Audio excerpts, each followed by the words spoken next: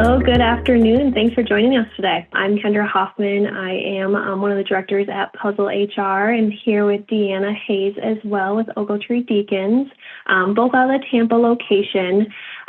Really here today to talk about, let's get started with compliance in 2025. So what's happened, what's coming up, what do we see with kind of some new administration? There's a lot going on right now. It's all very, very recent and new. So we'll navigate it and answer questions as they come through. Today, everyone is put in mute mode, and so if you do have questions, please put them into the chat. I will be watching it so that then we can either answer them as we go through the presentation today or towards the end if we have time. So thank you so much for joining us as we are as one of the presenters within our winter symposium. So thank you all for joining today. Yes, thanks everyone. Just to tell you a little bit more about me before we jump into it. So I'm Deanna Hayes. I'm a shareholder with the law firm of Ogletree Deakins. And all we do is employment law representing employers. So we get to work with HR professionals like yourselves and with Puzzle pretty often. And we really do welcome your questions. I know everyone probably has different concerns as we're heading into the new year. So really highly encourage you to use that chat so that we can answer your questions. And even if you have something that isn't right along the scope of what we're talking about, please jump in and ask. Thanks, Deanna. Yeah, as you mentioned, we're partners and work very closely together very often. So it's been a great partnership that we've been able to have with Ogletree Deakins and Deanna herself. So really, there's a lot of information for us to go through today, so there's not a whole lot of slides. So we'll kind of move along as we hit some topics. We might spend some more time on some topics as we kind of dive into what's happening. So really going to kick it off right now with the executive orders and some policy changes that you guys have probably heard of and that we've heard of and that we're navigating right now, and Ogletree is doing the same. So Deanna, if you want to talk about some of those executive orders and where they're at. Sure, absolutely. So as you may have seen in the news, there has been a flurry of activity since President Trump took office. And the focus of most of these executive orders that are going to impact the workplace really fit into two buckets: diversity, equity, inclusion efforts, and then immigration, right? So quickly covering the immigration side, most of this is not going to directly impact what an employer needs to do with respect to its employees, but it is likely going to limit the ability for employers to recruit employees from other countries or to retain the work authorizations or renew the work authorizations that those individuals have, particularly if they're being employed currently on a temporary basis. So a lot of times we see this with very highly skilled positions. So if you have doctors, engineers, other technical experts within your organization that have a temporary authorization, this is the time to check in with your immigration partners just to make sure that you understand what you need to do, if anything, to be prepared for what happens next, and then keep watching. So definitely, if you don't have an immigration partner yet, reach out to Puzzle and they can certainly get you connected as appropriate. And I will also say too, if you do have a lot of individuals, maybe they're here on a green card or other basis, this is a time where there may be a lot of worry among those folks too. So just recognizing that, check in with them, let them know that you're there for them, that you can answer questions for them to the extent that you can, or you'll try to connect them with resources just to reassure them that you will help them to the extent that you can. And then another focus is going to be making sure that your work authorizations for employees are in order, right? So if you haven't done an internal I-9 compliance audit recently, if you're not using E-Verify, it would be a good item to put on your list to make sure that you are doing those things. The president and the administration have made clear that there are going to be increased raids from ICE, and that's something that they're going to be looking at.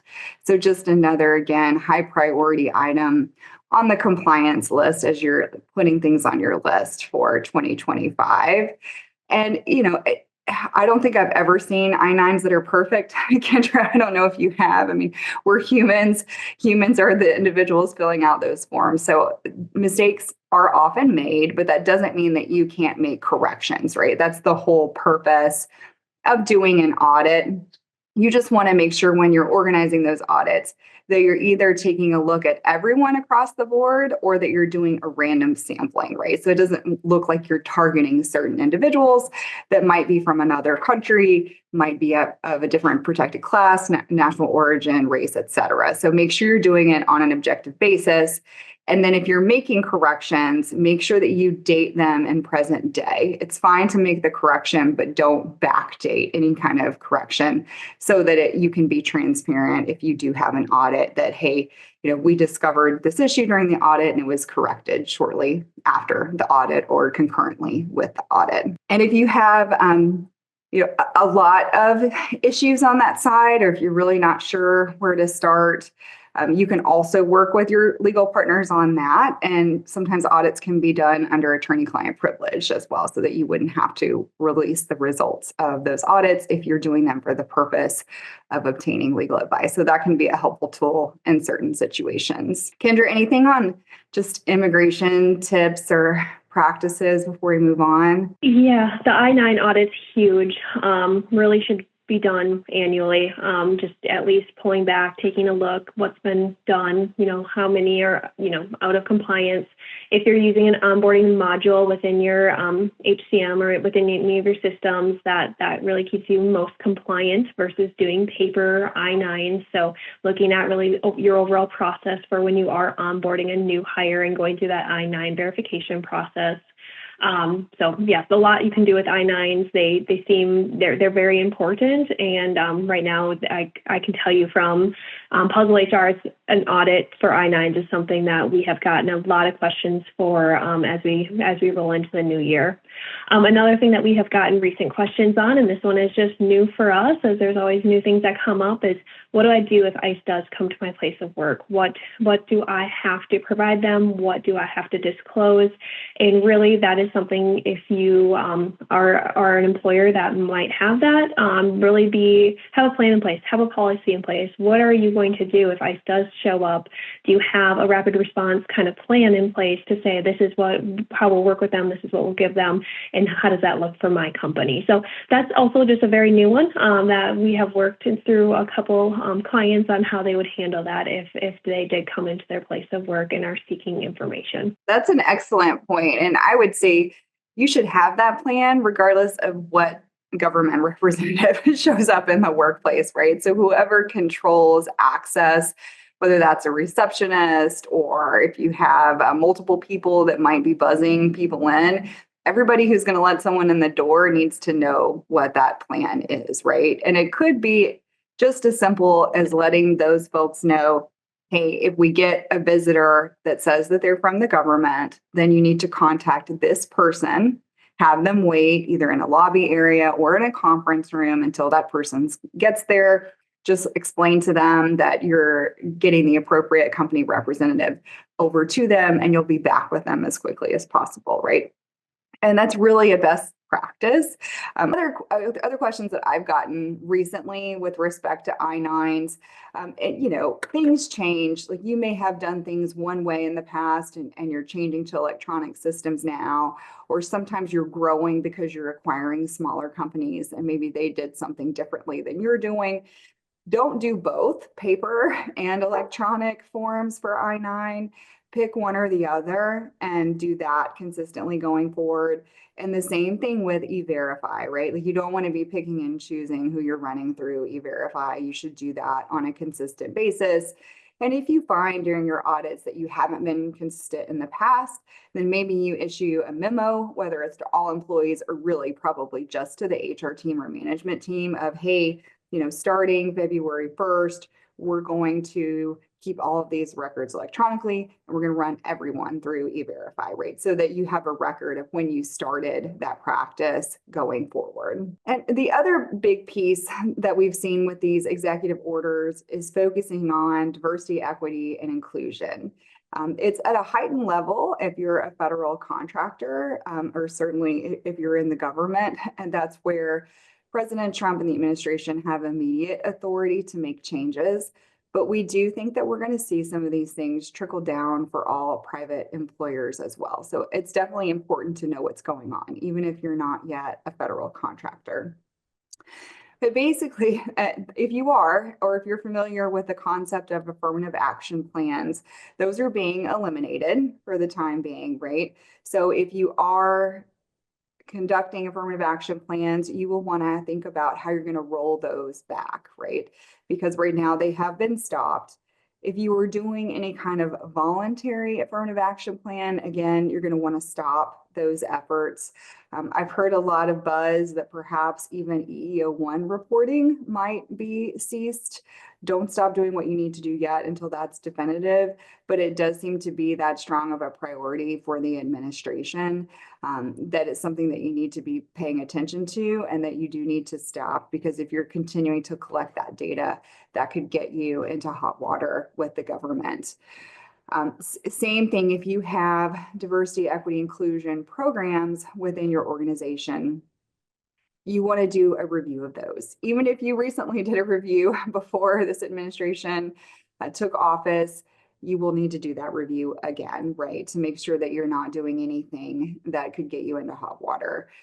Some of the big lightning rod issues that we're seeing are programs that talk about privilege, that kind of pinpoint the majority, whether that's race or gender, unconscious bias, systemic racism, and those type of trainings. So if you have those, particularly if they're mandatory for all of your employees, it would be a good time to reach out to Puzzle and just make sure that, hey, are we in compliance? Do we need to dial any of these back?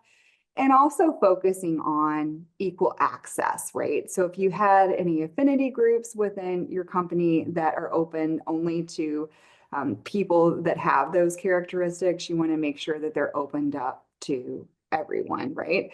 And, don't be surprised. I've seen some clients already that have gotten requests for white heterosexual affinity groups. And if we're allowing other groups to have an affinity group, there's no reason to exclude that either, right? And they would have the same requirement that everyone would be welcome to join that group, just like all of the other groups are open. It can be interesting if you are particularly a government contractor and the executive orders that are saying that sex is biological, it's assigned at birth, there are only two genders. Again, if you have systems that are tracking genders in other ways, it's something that you want to pay attention to. But at the same time, there are at least 23 states that protect these as protected characteristics, right? So sexual orientation, gender identity. So we don't want to violate one law attempting to comply with another, right? And right now, these are executive orders. And on the flip side of that, you might be dealing with state statutes and regulations that are well established. So certainly don't violate those. And if you're caught between a rock and a hard place and you're not sure how to navigate that, again, reach out to Puzzle. They can take a look at what the content of your programs are and take a look at the laws that apply where you're operating and help you make the best decision for your workforce there. And again, I know, people feel strongly on both sides of these issues. So I'm certainly trying to keep politics out of it as far as our personal feelings, but it's just something that everyone needs to be aware of and know that your employees, there are a lot of emotions there too, right? So now's the time to really kind of just connect with your employees and focus on, how do we keep our employees engaged? How do we support all of our employees, knowing that people have a lot of different viewpoints, and because of these changes, emotions may be running high. Thanks, Deanna. That I will say that topic in general is probably the most popular topic that we've had in the last 2 weeks. So it's going to continue to be a topic that we'll be able to speak to and help guide. It's probably going to be ever changing right now, but something that we have seen a lot of. And so know that this is probably going to be one of those topics for the next couple of months that we'll be working through. Do have two kind of quick questions and one just area of clarification that we got in. And so it was just the area of clarification was, I understand that we need to stop collecting EEO data at application as we are a federal contractor and collect to support our AAP. And so just for clarification there, Deanna, do you want to give some guidance there? Sure, absolutely. And I wish this was a one size fits all answer, but unfortunately, it's really going to depend on the type of federal contracts that you have, because right now, this doesn't extend to all private employers, right? It may be that EEO-1 reporting goes away, but not at this moment, right? It's just something that could be on the horizon. So if you are a federal contractor, these agencies are probably going to be reaching out to you because they're being told to reach out. So if you haven't heard from them yet, I would expect that you're going to hear something within the next couple of weeks. And if you don't, certainly check back in with us and we can tell you how to handle it, because there is going to be a walking back of stopping the data collection for certain contractors. But then there's also, it also depends on whether you're getting grant funding or just have federal contracts. And then in addition to the executive order, there's something called the FAR clause, or federal acquisition clause, that is built into contracts that you have with the federal government. And that hasn't changed yet, right? Because your contracts aren't updated. So again, you're kind of between a rock and a hard place, because you don't want to violate the agreements that you currently have until they're changed. But you also want to be mindful of the executive orders, because for a lot of companies, this federal money is very important and is the only way that you're going to keep your business going, right? So I would say wait until you hear from the agency that you're contracting with, because you will, because they've been instructed to change and update those contracts. And if you don't, for some reason, and you're not sure how to move forward, please reach out. Deanna. And then another question that we got in, and this is back to the immigration.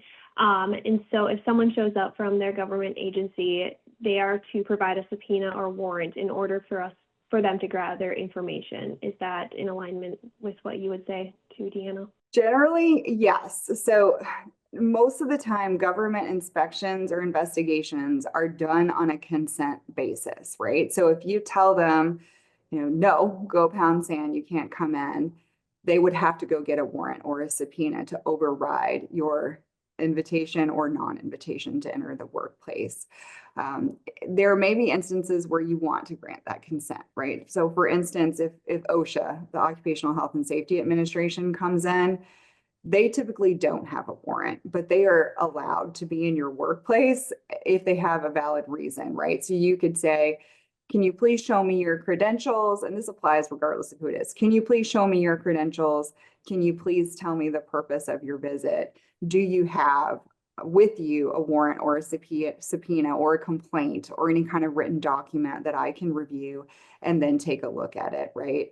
So in the case of OSHA, just give an example. If they're like, well, we got an employee complaint that you're not providing employees with the appropriate PPE to do their job in the warehouse, and we need to go to the warehouse and take a look at the PPE to make sure that it's there, you're going to want to consent to that most of the time. If you tell them no, they're going to go get a warrant very quickly, and they're going to be upset with you more than likely, and can expand the scope of that inspection based on anything that they see.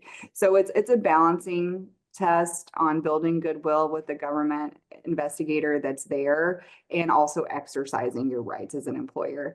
Now, you may have a strong reason why you're willing to take that risk, because you don't want them walking in the door right then, and you need that time, and you don't mind if they come back upset with that warrant, and that's your right. Also, it's really a good time to partner either with a legal representative, or again, if you're working with Puzzle, if you have them on site, we'll respond to you quickly and can give you advice on how to handle that as needed. Great, thank you.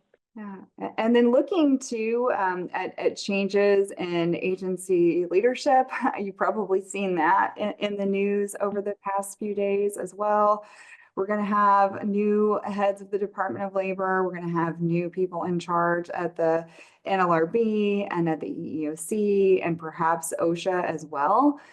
So what this means for you in the immediate future is a change in enforcement priorities, right? So what these agencies had been focused on under previous leadership, is likely going to shift and change and focus on what the new leaders are really looking to accomplish in light of President Trump's agenda.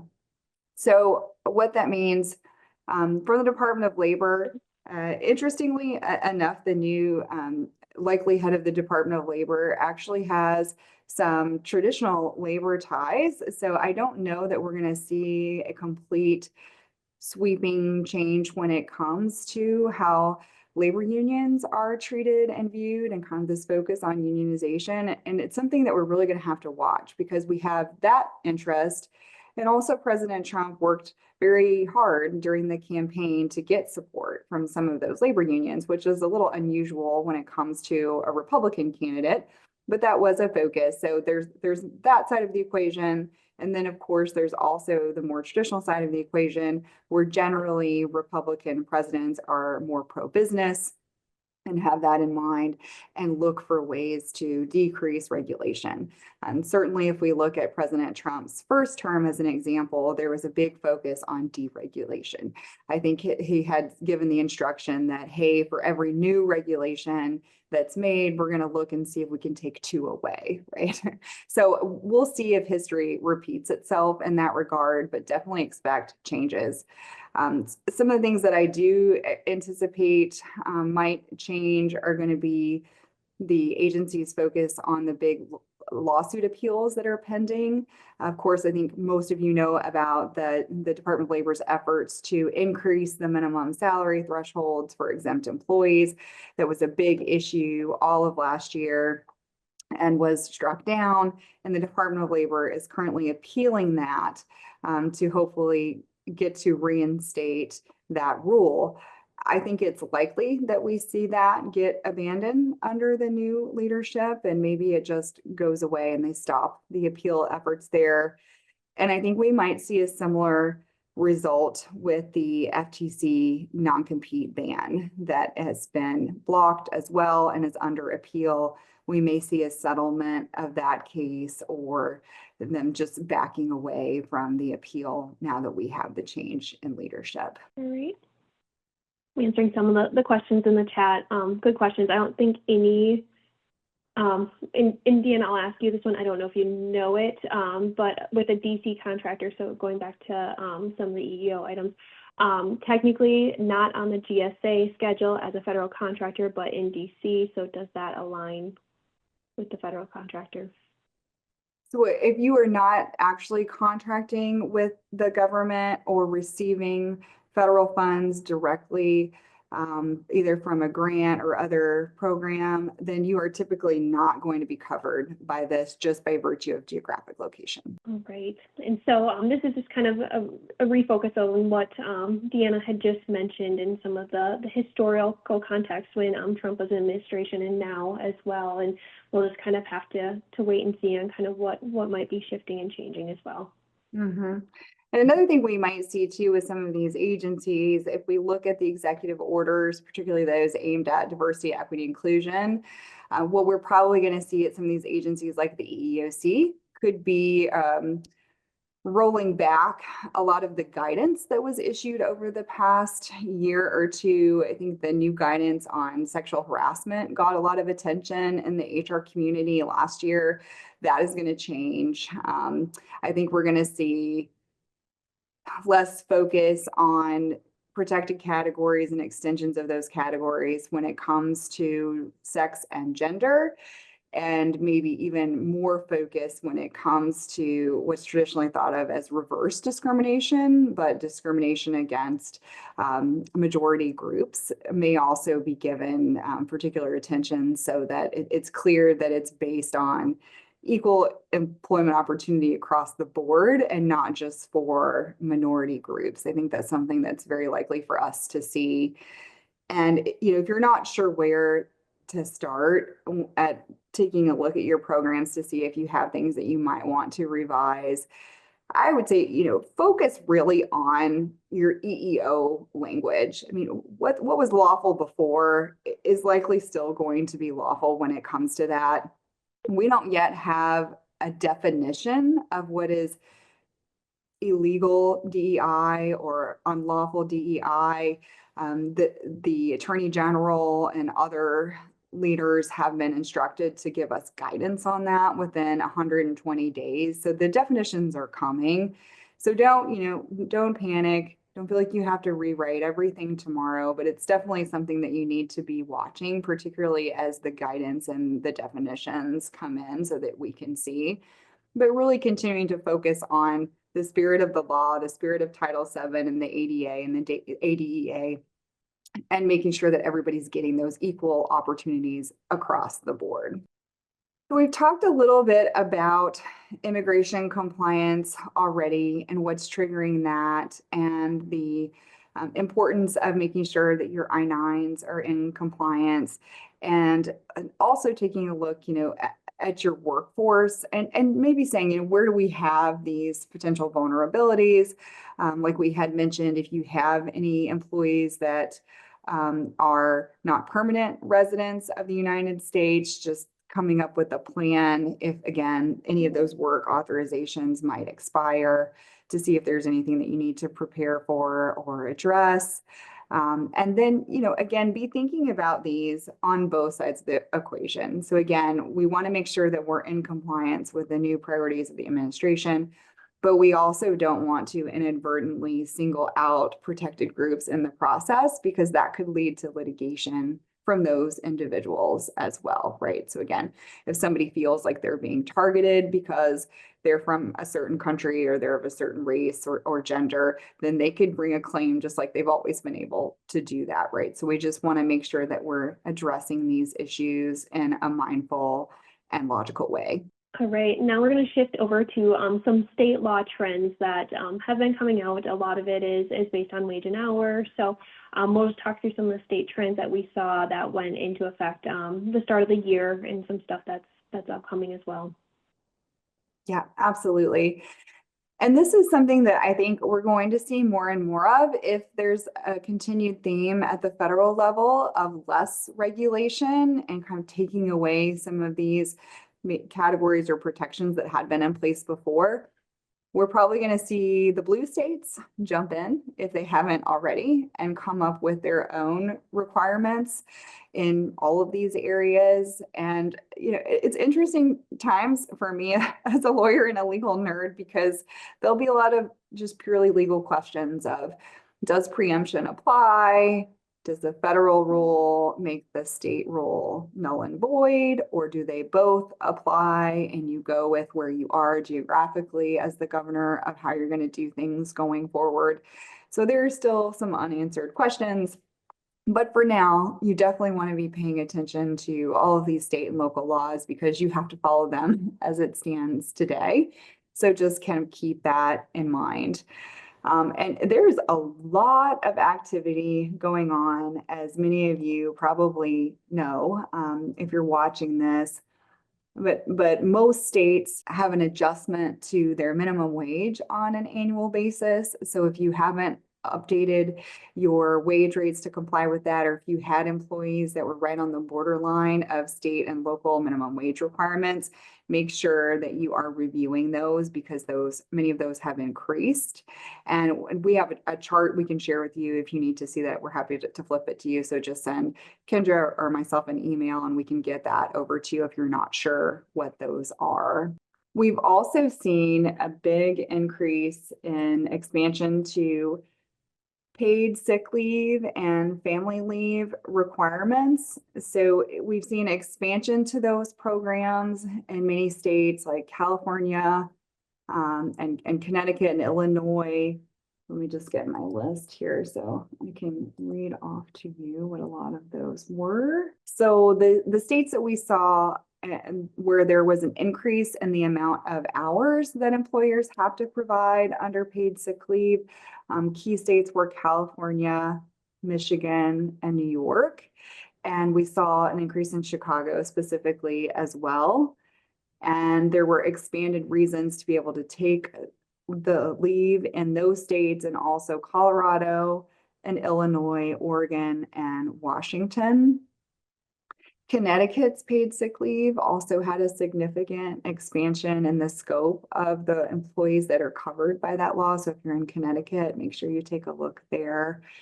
In Michigan, there was an Earned Sick Time Act that was enacted and then put on hold, and voters in that state have petitioned to get that restored. So if you're in Michigan, just know that's going to be a new requirement for you.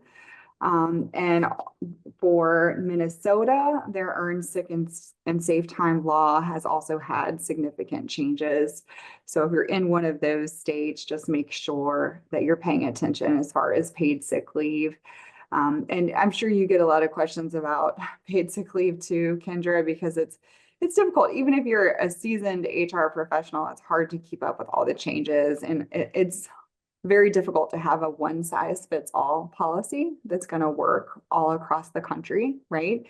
So if you're in multiple states and multiple paid sick leave jurisdictions, you've got some choices about how you want to structure your policy to be in compliance.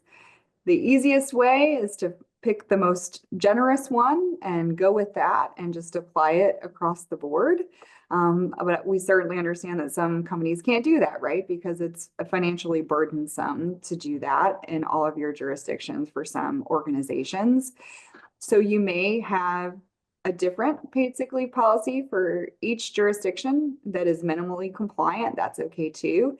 And then you might even have blended policies that cover you in most states, right? So most states have, for example, an accrual of 1 hour per every 30 hours worked. There are some exceptions, but that covers a lot of them, right? So you might even have a blended policy that covers most folks, and then exceptions for the extremely generous state and local requirements. Yes, and there's a question here on how do we stay up to date on the paid family leave, and then I'm going to put minimum wage in that as well.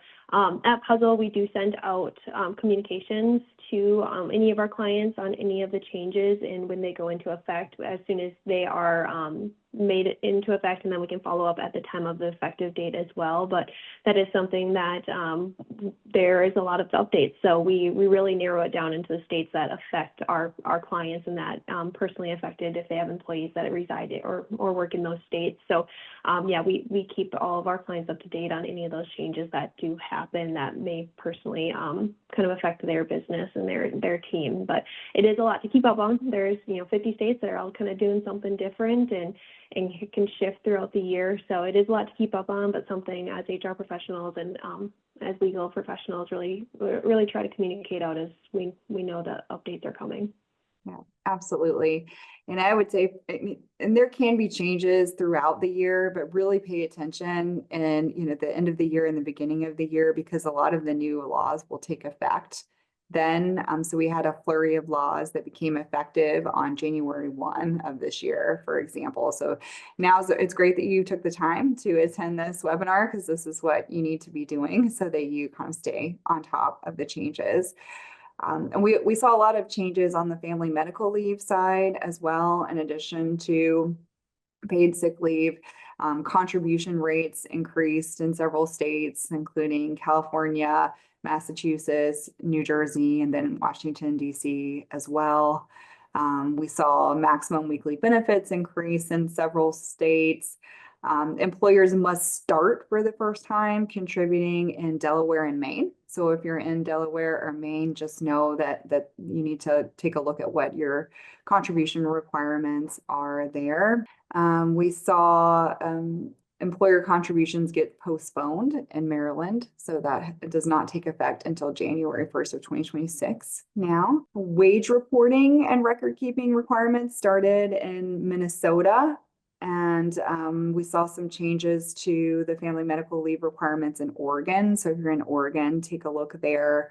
And the Georgia Family Care Act is now permanent. It was temporary when it was first issued, but it's here to stay. We also saw new leave laws for genetic testing and cancer screening in Louisiana as well. So that was something new that we saw. Also on the wage and hour side, just be aware that some states aren't waiting around for the Department of Labor to finally get a minimum increase in the salary threshold for exempt employees passed. and on the books. So if you're in Alaska, California, Colorado, Maine, New York, or Washington, those states have their own salary thresholds. So pay attention to that.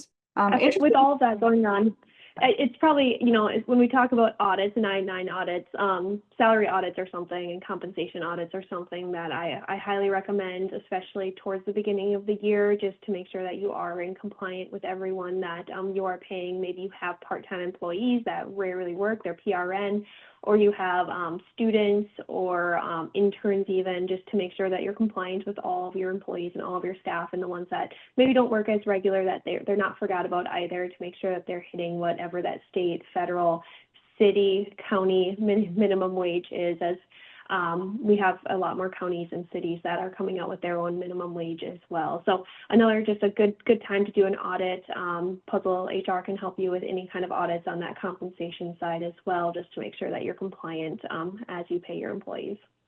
Absolutely.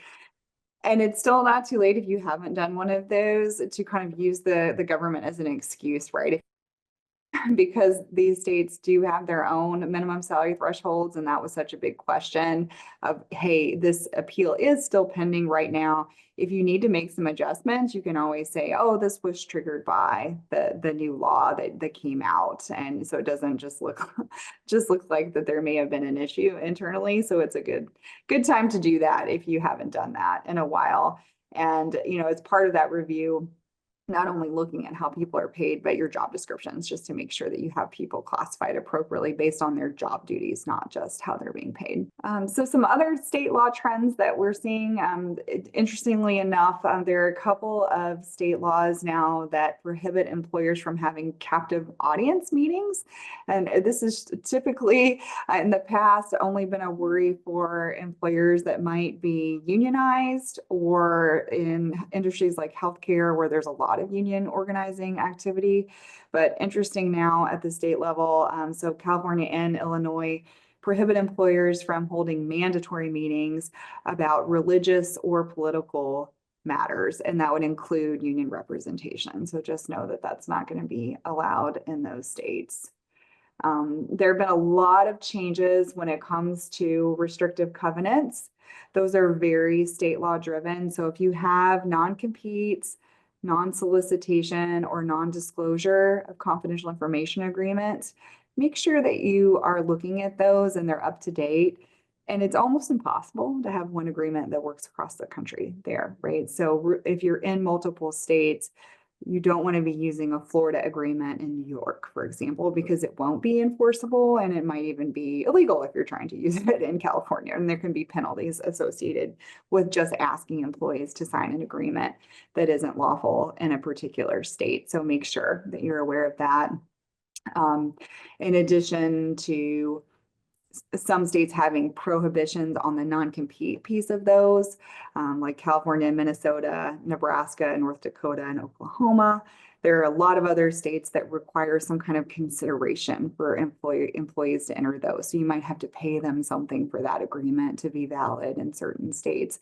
And they're really important to your business. We certainly understand that. And it's something that you want to make sure is compliant. What else can we talk about? There's so many new things. While we're kind of on the subject of leaves too, New York has a new paid prenatal leave benefit.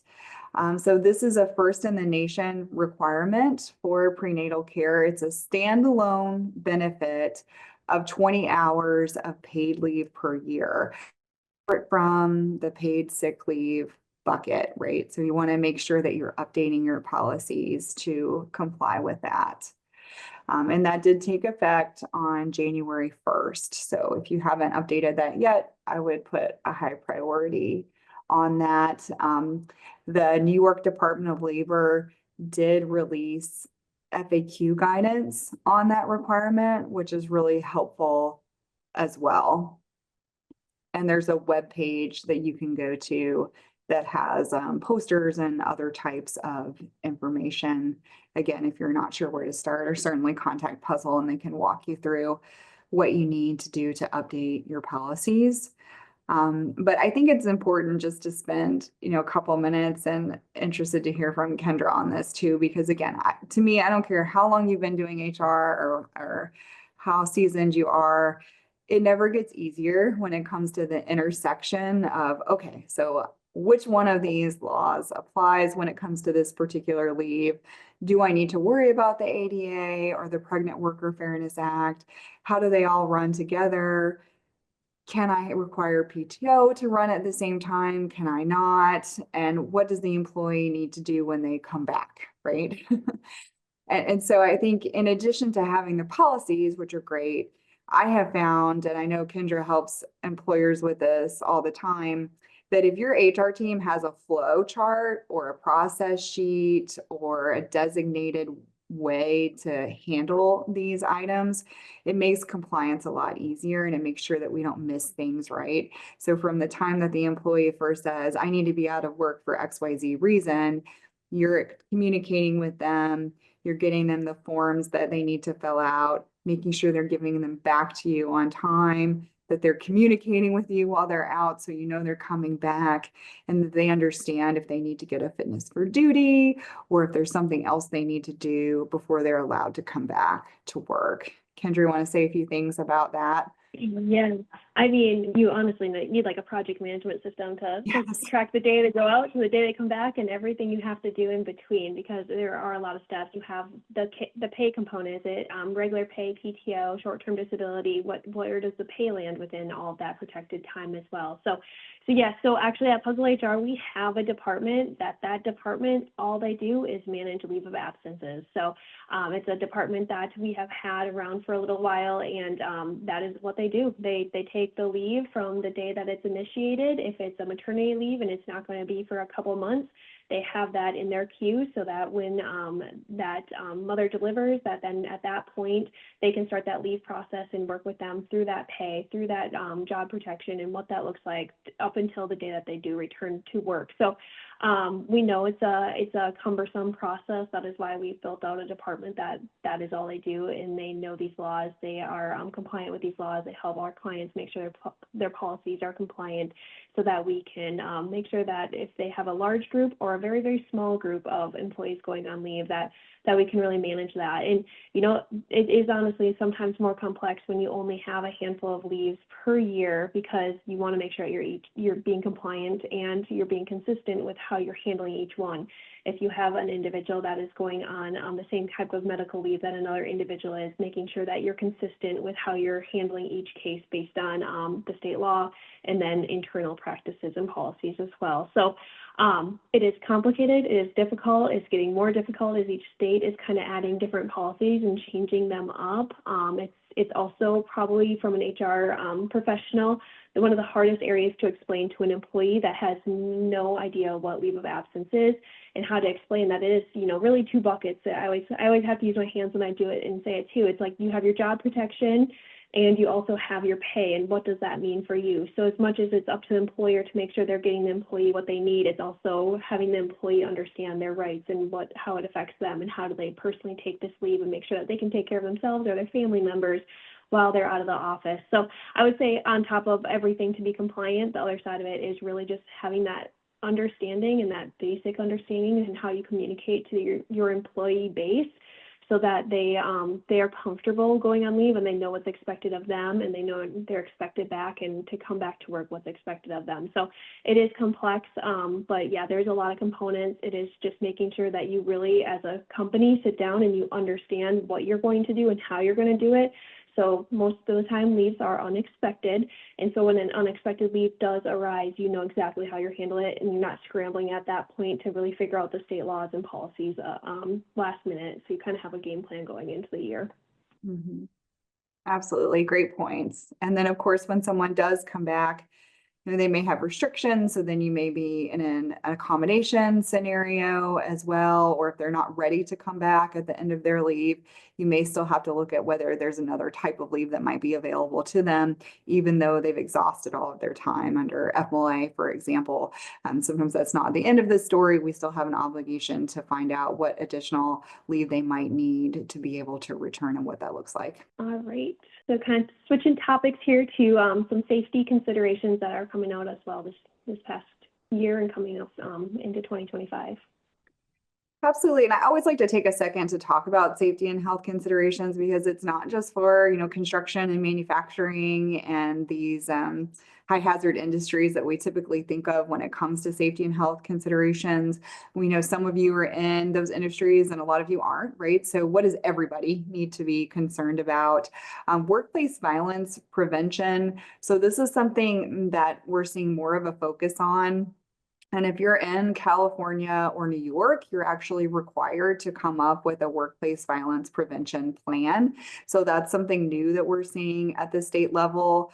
At the federal level, OSHA certainly looks at workplace violence, but doesn't require any type of specific written plan. Now, if you're in healthcare, it can be a little bit different because a lot of states, I would say more than a dozen, have some type of requirement for healthcare specifically when it comes to workplace violence. And if it's not a full-blown written plan, a lot of times it's training on de-escalation because we have nurses and other healthcare providers that are working with vulnerable populations that might need that type of training. So if you're in healthcare, I would put this even higher on your priority list. And if you're not and you're in California and New York, just be aware that you're going to need to come up with a prevention plan. And for all employers, I think you should at least at a minimum have a workplace violence prevention policy, right? So that you're of course prohibiting any types of threats of violence, whether it's a joke or not in the workplace, that employees can't bring weapons into the workplace. Understanding that, of course, there are some states that allow for guns in trunks or whatever you'd like to call it, where if an employee is legally authorized to have a firearm, they're allowed to have that locked in their vehicle, personal vehicle, not a company vehicle, in the parking lot. But there's no state that allows an employee to bring a gun into the workplace if you have a policy that prohibits that, right? So just make sure if you haven't updated those policies in a while that you take a look there. Texas has a notice posting requirement when it comes to workplace violence, but doesn't require you to have a specific type of program. Other things that we're seeing are heat stress laws. So these are becoming more prevalent, and many of them apply if your employees are outside for a very short amount of time. So a common threshold is if they're going to be outside for more than 15 minutes in an hour period. So again, we're not just talking about construction and landscaping. It could be car salespeople, right? Because they're outside walking around, right? So anybody that you have, property management, sometimes we see that people are walking around from building to building. It might be that they're outside for more than 15 minutes in an hour.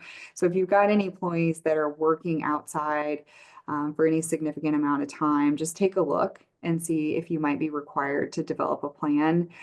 California, Colorado, Maryland, Minnesota, Nevada, Oregon, and Washington all have specific requirements. There is a proposed rule at the federal level, but that is not in effect yet. So right now it's just California, Colorado, Maryland, Minnesota, Nevada, Oregon, and Washington that you need to have specific plans in place. We're also seeing related to workplace violence that many states are now allowing employers to apply for temporary restraining orders on behalf of employees to protect employees from threats of violence in the workplace. So that's a new tool that can be available to you. And of course, started in California, which shouldn't be a surprise. It seems like California is a trendsetter for a lot of these different state laws. And as we're thinking about safety and health, legalized marijuana and drug testing can also be part of this. And just know that more and more states have legalized marijuana in some form. Most states now allow medical use of marijuana. Many states now allow recreational use of marijuana. I can tell you no state allows you to be high at work, which is good news, right? So even if you have the ability to use marijuana lawfully, you're not allowed to use that in the workplace if your policy prohibits it, right? And if someone is showing signs of being impaired at work, they can be sent for a reasonable suspicion test, just like other employees. So now's a good time, if you haven't put it on your list, to think about reasonable suspicion training, particularly for your low-level first line supervisors, because they're the ones who are going to be able to spot this if your employees are coming to work impaired. Some states do require you to accommodate the use of marijuana, but again, it might be in a different way. It might be letting the employee um, use marijuana when they're off duty, right? If you're talking safety sensitive roles, you have a legitimate reason to be more stringent on that. And many states allow you to customize your substance abuse and drug testing programs, right? So a lot of employers are moving to taking marijuana off the new hire panel because they don't want to know at that time and they don't want to have to go through that additional step of the interactive process. If someone does test positive and has a medical card, they're really mostly concerned about reasonable suspicion and post-incident. Like, hey, we care if employees are coming to work impaired, but we can take it off the panel for new hire. And it also doesn't mean that you have to eliminate new hire testing altogether, right? So many times you can take that off the panel and still continue to test for other things. Anytime you make changes, check in with your workers' compensation carrier just to make sure that you're meeting their obligations, which may be different from the pure legal obligations. Any thoughts there, Kendra, on what you're seeing as far as drug testing, or do you get questions about marijuana? It was probably more of a common topic a year ago. It hasn't been something that's been a really common as of late, but a lot of our clients that we've worked with over the last couple of years have a pretty standard policy in place that they do stick very close to. And so that's the one thing is once you have your policy, definitely follow it and make sure that you're holding all employees to that policy as well.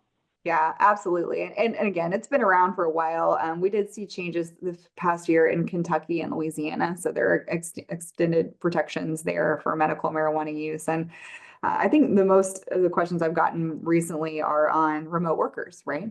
So what do you do if you think a remote worker is impaired? Mm-hmm. And there are actually vendors that will go to that person's home if they're working from home and do the test in the driveway, right? So just know those resources are available to you if you don't have a plan in place. All right. In the last couple minutes, just want to round out with some HR trends that we're seeing here at PuzzleHR. We cover all industries, all states, all areas, have clients of all sizes. And it's funny when you say a trend because once you see that trend, it's like the same thing that you really start seeing across all of our clients. So we really want to make sure that we get ahead of it. Something that's just been on our radar is the employee engagement and retention, as we are still a very popular topic is still remote work, hybrid work, office work. This ties in really closely to that employee engagement and retention, as well as making sure that our employees that we have that path of, they're comfortable going to their leaders, they know their growth plan, they know what is expected of them every day. So we work very closely with our clients on how to keep their employees engaged and how do we help on their retention. We just came out with our annual report of retention for 2024 that we posted last week. Very cool articles out on LinkedIn, or if you want a copy of it, send me an email. But just got really cool data from all of our clients and employees that are either exiting or staying at their company. So one of the topics that we spend a lot of time just doing strategic initiatives that we're building out to really increase that employee engagement and retention. And again, a big part of that is really that hybrid and remote work and how does that affect the company and your employee base. And with some of the federal changes for federal employees that are coming, I think that's going to be a continued topic that we're going to continue to kind of be working in with our clients through as well. And then compassion and respect in the workplace. This really comes from just an increased amount of different investigations that we help our clients on. The investigations at the end of the day, we really round out to say it's part of that respect in the workplace and how do we increase and make sure that we are creating that environment that is safe and friendly for our team members and how they interact together. So another trend that we're seeing that we are really working heavily on to make sure that our clients are fairly treating all employees. And then engagement in the interactive process. So could go on a whole topic and probably spend 15 minutes just on the interactive process, but when you're having to work that interactive process, how are you actively working through that with either the employee, the situation, and making sure that you're creating an environment again for that employee to to be fulfilled in their work. So just some quick HR trends that I was able to gather from my team that really supports a lot of our clients on stuff that they're seeing that we're going to continue to see. So Dan, I don't know if you have thoughts on any of those topics, but just wanted to toss those in there as we will continue to expand and explore those. I think those are excellent. And I would just say the only things I would add to the checklist is I kind of view January as kind of your roadmap of, hey, what do I need to look into this year to make sure that we're compliant? And in all areas would be background screening. If you haven't looked at your background screening forms and policies in a while, now's a good time to do it. California has a Los Angeles County Fair Chance ordinance that has changed what you can do as far as information being collected. We've also seen some changes in Maryland, Massachusetts, and New York. So just make sure your forms are in place. Don't just rely on your vendors. I wish I could say that you could, but if you're using a vendor that's providing you forms, take a look at those, or have your legal partner or Puzzle take a look, because there may be tweaks that you need to make depending on where you are. And the last kind of item on your checklist, well, I guess there are two, sorry, would be pay transparency. If you're recruiting in multiple states, just make sure that you're following any pay transparency requirements in job postings if you're in an area that requires that. And then posters. I think sometimes we forget about posters, particularly if most of your workers are remote, right? But I think every state has some state law required postings. Usually they have to do with minimum wage, child labor, if you're employing minors, workers' compensation, et cetera. And you can usually find those at your state Department of Labor's website. They're free. They're usually translated into other languages for free, but just make sure that you're posting those. Most requirements can be met electronically as long as you're putting that where you would normally have notices to employees, or you're emailing those out. All right. Well, there's been great questions that have come in today. I've answered some of them live with Deanna, and then some in the chat as well. So thank you everyone for your participation. And Deanna, thank you as always with your wealth of knowledge that you give to all of us. We appreciate it. I appreciate everyone for joining today, and thank you for Deanna for joining us as well. Thank you for having me. I appreciate it. Thanks, everyone.